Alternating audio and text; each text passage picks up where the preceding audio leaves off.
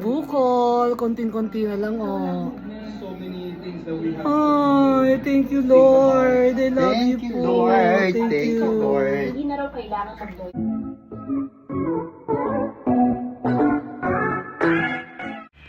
Ate Guy na interview ni Tito Boy Abunda at inireveal nga ni Ate Guy ang taong tumutulong sa kanyang gamutan at buwan-buwan na pangangailangan. Sadyang napakahirap nito para kay Ate Guy dahil nga nawalan siya kahit papaano ng show at hindi nga makapag-show dahil sa kanyang karamdaman.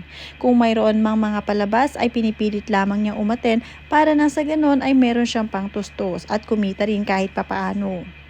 Panoorin at kung hindi pa nakasubscribe, don't forget to click subscribe and hit the notification bell to keep you updated. Sabi nga ni Tito Boy Abunda sa kanyang interview kay Ate Guy, hindi alam ng marami pero ang sumasagot sa iyong pang-araw-araw ay ang ating kaibigang si Heart Evangelista. Ang sagot naman ni Ate Guy, napakabuti ni Heart. Si Ma'am Heart yung nakilala kong ipinanganak na may gintong kutsara sa labi.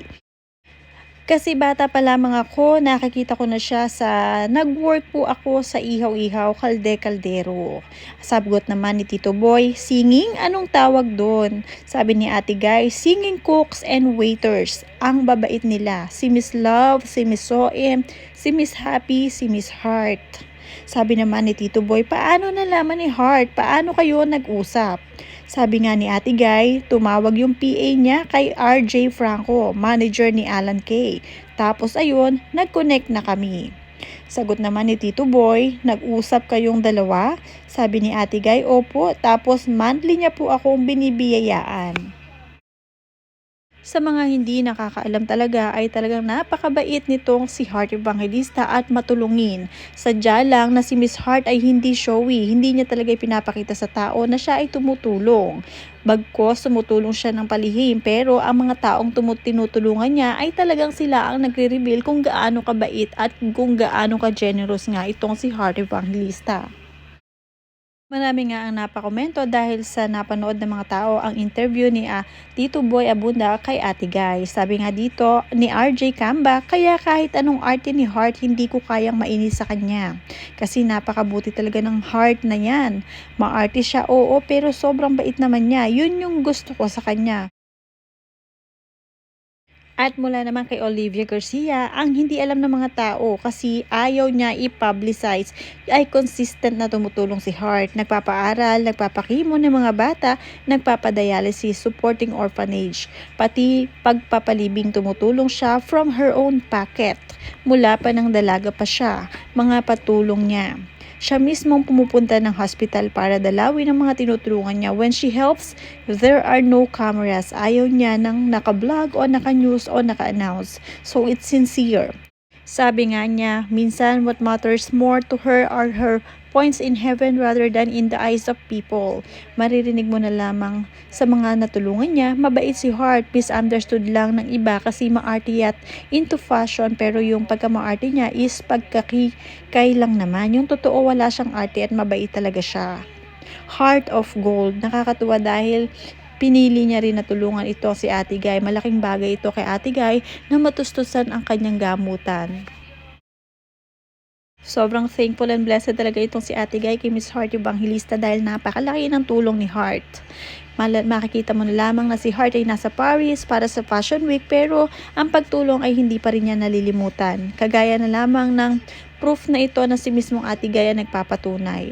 Naaalala ko yung kwento ng kaibigan ko. Sabi dito ni Jasmine Bruce, siguro mga 20 years ago, dalaga pa siya. Regularly dumadaan si Miss Heart sa San Juan and Domingo. Tapos sa ilang days na niyang nadadaanan yung nakaburol, nagtataka siya bakit ang tagal ilibing hanggang sa may tinawag siya na tambay at nagtanong kung bakit di pa nililibing dahil pala sa kapos sa pagpapalibing hanggang sa binigyan niya ng pampalibing yung namatayan. Kaya apaw ang pagsasalamat sa kanya noong pamilya. naman kay Dar Galon Sarmiento o ayaw ni Hart na ipagsabihan kasi baka sabihin naman kasi ng basher niya na pinagyayabang ang tulong ang tinulungan na niya ang mga nagbabanggit kasi thankful sila at alam nila na mabuting tao si Hart at galing sa puso ang pagtulong. Nakakatuwa lamang dahil nga talagang nasabi na nga rin ni Ate Guy na siya ay tinutulungan ni Hart Evangelista dahil nga super thankful nga siya na nariyan si Hart sa kanyang tabi. Palaging nagpapadala buwan-buwan para sa kanyang mga pangangailangan. Sabi nga dito ni Cherry Lou de la Cruz, yung tipong mga tao na tinutulungan niya na yung gumagawa ng paraan kahit di naman niya gusto i-public yung pagtulong niya at mga tinutulungan pa niya. Noon pa naman kaliwat ka ng charities at foundation na sinusuportahan niya hanggang ngayon. Pero yung iba, mga walang alam, kino-question pa siya na tumutulong ba? Diyos mio kayo. Anyways, Heart Evangelista, such a good and genuine since then. Deserve talaga ni Miss Heart Evangelista na kumikita siya ng malaki dahil ang mga kinikita niya ay hindi lamang sa pansarili niya napupunta dahil talagang pinipili niya na mas tumulong sa kanyang kapwa.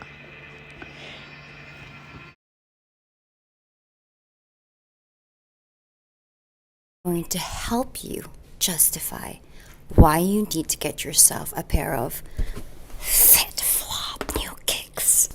I mean, look at that cute turquoise. It's so cute and it matches everything. I mean, this is the look when I go get a shot of anti-rabies. Fantastic dash sneakers that are so comfy.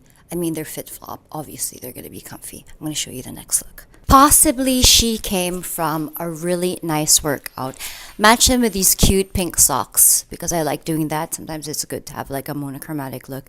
But this is something that I would definitely like go to workout. Wouldn't be embarrassed to go to a coffee date. Let's go to the airport.